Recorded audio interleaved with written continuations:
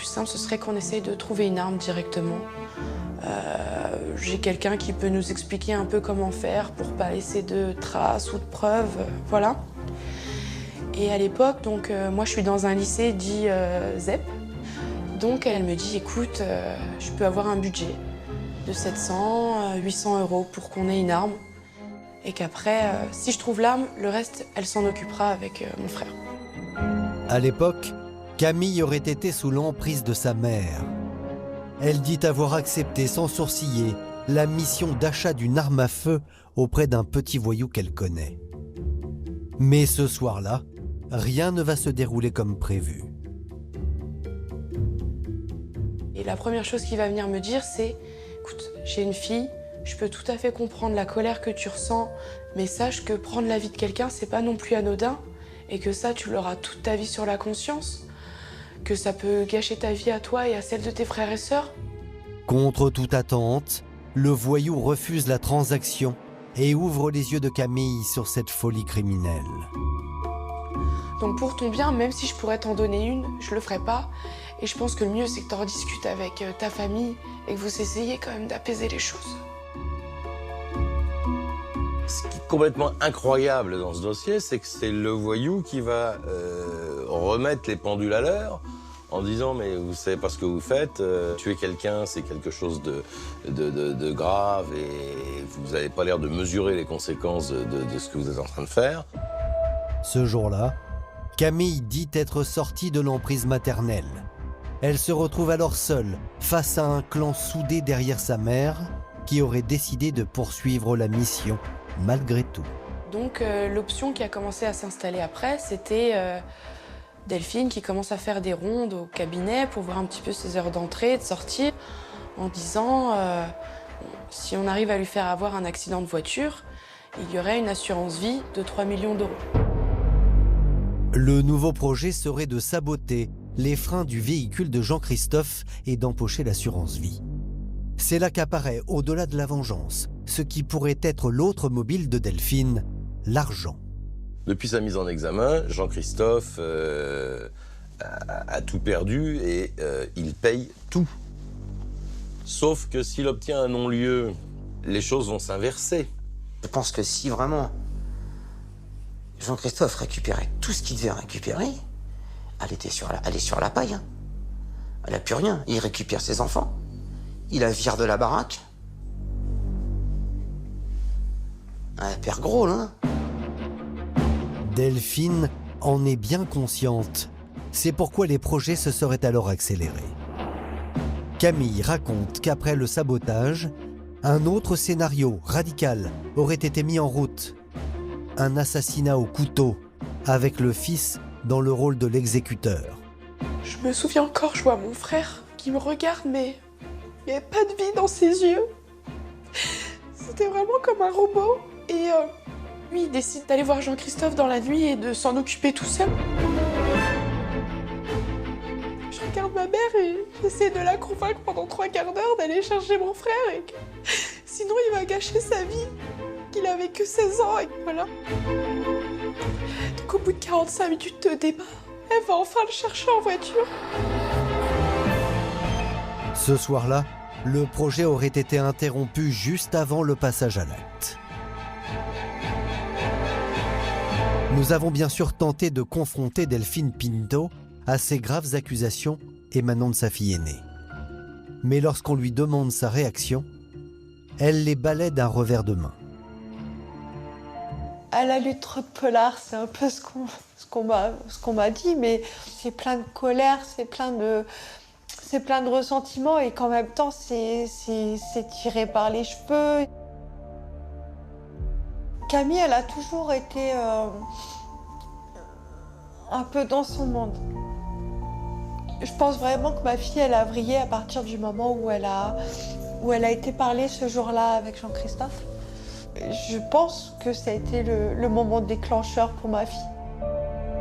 Lorsqu'en août 2021, Camille raconte tout cela à Jean-Christophe, il est choqué, mais pour autant, il n'en tire aucune conclusion. Il veut aller de l'avant, d'autant qu'il vient d'apprendre que ses ennuis judiciaires sont bientôt terminés. Il était super heureux, il m'a dit écoute, c'est le courrier du tribunal comme quoi je suis blanchie, quoi. Ils ont enfin ils m'ont cru, après toutes ces années ils m'ont cru. Les affaires judiciaires s'effondraient. Il allait pouvoir retrouver une vie un peu plus normale, retravailler sans doute normalement et surtout, il allait pouvoir revoir ses enfants. Il voyait le bout du tunnel. Bon, il y avait encore l'histoire avec les deux grands qui le tracassaient parce qu'ils savaient qu'il y aurait peut-être confrontation, que voilà, que c'était pas, il n'était pas encore débarrassé de tout complètement. Il me disait bon, on va attendre fin 2022 pour ouvrir le champagne. Cette dernière semaine, il est très heureux. En fait, pour ainsi dire, il n'a jamais été aussi heureux. Il savait qu'il allait revoir ses filles, il attendait ce moment avec impatience. Il savait que ce serait avec des éducateurs, mais pour autant, il les revoyait, il reprenait le lien qui avait été coupé et qui n'aurait jamais dû l'être. Le 25 août 2021, dans ce point rencontre de Beauvais, Jean-Christophe devait enfin revoir ses filles, ces deux petites qu'il a eues avec Delphine. Et il n'arrêtait pas de nous dire ah ça va être une belle semaine. Voilà, il y avait plus que 2 jours et je les revois. On était allés dans un magasin tous ensemble leur chercher un petit cadeau à chacune. Il attendait que ça, quoi. Et il avait l'impression qu'enfin il allait pouvoir revivre. Sauf qu'il a pris une balle dans la tête le 24 août devant chez lui.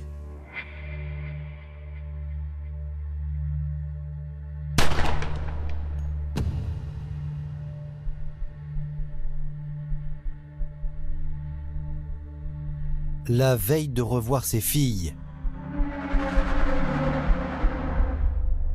Est-ce une coïncidence? Pas pour les enquêteurs. Delphine ne tarde pas à devenir la première personne soupçonnée et entendue. Les gendarmes lui posent notamment une question. À quel moment a-t-elle appris le drame? J'ai appris par une amie d'enfance, elle me dit écoute, je viens de voir un article dans Oise Hebdo, Jean-Christophe est décédé. Et honnêtement, je crois que je me mets à rire en lui disant mais arrête, déconne pas avec ça, c'est pas un sujet de déconne en fait. Et lorsque pendant cette interview, nous avons demandé à Delphine Pinto quelle était sa réaction à la mort de son mari, voici sa réponse. Je ne vais pas dire que son décès me fait ni chaud ni froid parce que c'est faux, mais il me fait mal par rapport à mes enfants. Il me fait pas mal par rapport à ce qui lui est arrivé. Ça ne veut pas dire que je trouve bien ce qui lui est arrivé. Ça veut juste dire parce que personne ne mérite une telle mort. Lors de l'audition de Delphine Pinto, les gendarmes l'interrogent sur son emploi du temps le jour de l'assassinat. Les enquêteurs lui ont demandé qu'est-ce que vous faisiez ce mardi matin-là, à 7h, quand votre mari a été abattu. Delphine a présenté un alibi. Elle dit que ce matin-là, elle était chez son copain à Paris. Donc elle n'était pas sur place. Donc elle explique qu'elle ne pouvait pas être à Paris-de-Vert. C'est pourquoi, après 2h30 d'audition, Delphine Pinto ressort libre. Il n'existe aucun élément permettant de mettre Delphine Piel en cause dans la disparition de Jean-Christophe Piel, ni de près, ni de loin. Les gendarmes, ils font leur travail, quoi qu'il en soit. Même si, du côté de Jean-Christophe, on trouve que ça va pas assez vite. Et je peux que comprendre ça. Je peux que comprendre. Parce que même pour moi, ça va pas assez vite. Pour les gendarmes, cette première audition de Delphine ne servait qu'à faire connaissance. Dans le secret de l'enquête, ils ont rassemblé des éléments contre elle, mais pas de preuves parfaites, donc ils vont la mettre sous surveillance. Les proches de Jean-Christophe en sont convaincus, Delphine est derrière le meurtre de son mari. Le premier réflexe que j'ai eu dans ma tête, j'ai dit, la guerre, ça l'a fait. C'est mon premier réflexe. Hein. Donc, je pense qu'on est beaucoup de personnes à avoir pensé la même chose. Pour autant, on ne la croit pas soit capable, soit à la manœuvre pour avoir tiré. On a des suspicions sur son fils. On a des suspicions sur quelqu'un qu'elle aurait pu embrigader. Parce qu'elle est, encore une fois, dans son côté charmeuse, on sait qu'elle peut amener n'importe qui à faire n'importe quoi, pour ainsi dire. Mais alors, si Delphine est le commanditaire du crime, qui en serait le bras armé? Un amant? Un tueur professionnel? Voire son propre fils de 19 ans? Laurent, le premier mari de Delphine, veut en avoir le cœur net. Il décroche son téléphone pour joindre son fils. Je l'ai appelé, j'ai mis 3 jours à arriver à le joindre, après la mort de Jean-Christophe. J'ai mis 3 jours. Je lui ai dit, écoute mon petit, il faut qu'on discute tous les deux. Il va falloir qu'on parle d'homme à homme. J'ai dit, qu'est-ce que t'as fait? Et il m'a juré, il m'a dit, papa, je te jure, je ne l'ai pas tué, je suis pas un assassin. Si j'avais voulu le faire, je l'aurais fait il y a 2 ans. Si le premier mari est si inquiet, c'est parce qu'il avait été mis au courant de cette tentative avortée 2 ans plus tôt avec un couteau. Alors finalement, si ce n'est pas le fils, qui a tenu l'arme? Les enquêteurs sont maintenant persuadés qu'elle est la commanditaire de ce crime, de cette exécution. Selon le procureur de Senlis, Delphine aurait évoqué son projet d'assassinat à un amant, Bilal Amrouni, qu'elle a connu dans ses soirées salsa. Celui-ci aurait alors convaincu l'un de ses amis d'enfance, un dénommé Yassine Zekri, de se charger du contrat. Mais alors quel aurait été le rôle du fils de Delphine? Son fils a fait des actes qui n'ont pas amené à la mort, mais et qui auraient pu.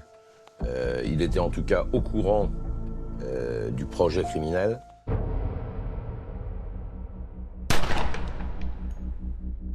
Même si ces suspects ont refusé de s'exprimer en garde à vue, les gendarmes ont pu, semble-t-il, établir les rôles de chacun. On a une preuve absolument fantastique dans ce dossier. C'est une écoute téléphonique où celui qui a exécuté, donc l'ami de l'amant, réclame son salaire pour le crime qu'il a commis. Delphine, son amant et l'ami de ce dernier sont mis en examen pour meurtre en bande organisée et placés en détention. Le fils de Delphine, lui, reste libre pour le moment, et dans l'attente de leur jugement, toutes ces personnes restent présumées innocentes. C'est peu de temps avant son interpellation que Delphine Pinto nous avait reçus en acceptant cette interview. Voici ce qu'elle nous déclarait à propos de Jean-Christophe Piel, son mari, le père de 2 de ses filles. Des propos qui font froid dans le dos. On dit souvent qu'entre l'amour et la haine, il y a une très courte passerelle. Et je pense vraiment que c'est le cas. Je pense vraiment que c'est un homme que j'ai autant aimé que détesté. Je vous mentirais si je vous disais que j'ai pas eu envie de lui faire du mal, mais vraiment, mais qui souffre. Pas forcément le tuer, mais envie de lui faire du mal. Mais peut-être aussi de le tuer. Aujourd'hui, l'entourage de Jean-Christophe Piel est unanime lorsqu'il s'agit de parler d'elle et de son esprit de destruction. Delphine, c'est une mère, mais c'est pas une maman. Parce que, ok, ça reste ma mère biologique, elle m'a mis au monde, mais je pense qu'une maman, ça ferait jamais ça à ses enfants. Mais je comprends pas comment... Enfin, c'est le père de ses enfants, quelqu'un on est censé avoir aimé. Comment ça peut en arriver là? On s'entend pas, ok, on se sépare, ok, mais les enfants, c'est quand même pas rien. Ils vont grandir comment, ces enfants, sans repère paternel? En attendant, les proches de Jean-Christophe restent inconsolables. Il était beaucoup plus qu'un ami, c'était pas qu'un ami avec un grand A, c'était un frère, c'était vraiment un frère. Donc là, j'ai perdu un des piliers de ma vie. J'aimerais que justice soit faite et qu'enfin il puisse reposer en paix tranquillement, tout simplement. Les 2 petites filles de Delphine et Jean-Christophe ont désormais un père décédé et une mère en détention provisoire dans l'attente de son procès.